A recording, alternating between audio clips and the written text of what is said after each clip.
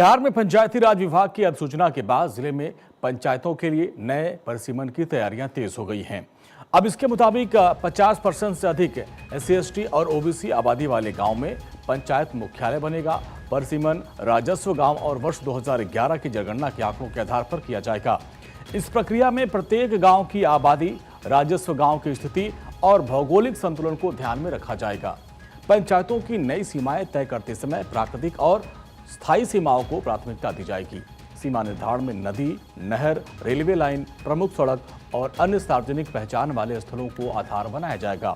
नई व्यवस्था के तहत पंचायत का नाम सामान्यतः उसी गांव के नाम पर रखा जाएगा जहां सबसे अधिक आबादी होगी। अधिसूचना पर राजनीतिक प्रतिक्रियाएं भी सामने आने लगी।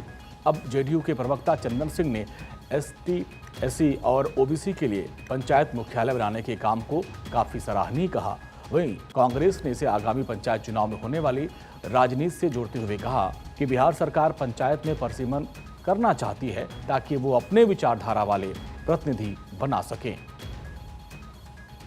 ये नए परिसीमन होने हैं पंचायतों में।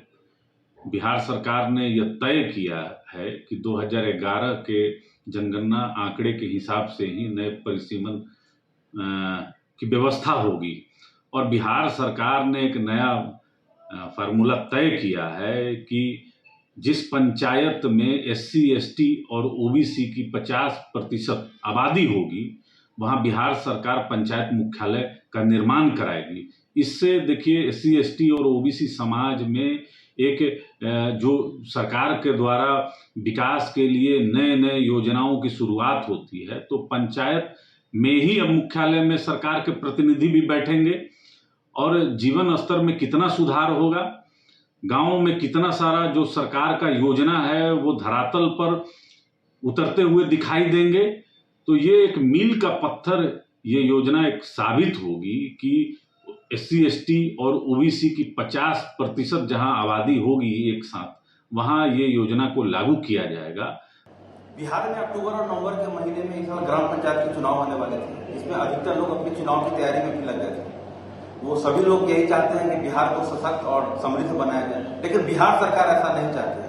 और इसी चुनाव को टालने के लिए ताकि अधिक से अधिक पंचायत में उनके लोग बने, वो ये परिसीमन का ढोंग रच रहे हैं। लेकिन बिहार की जनता ये सारी बात समझती है, ऐसा करने से कुछ नहीं होगा।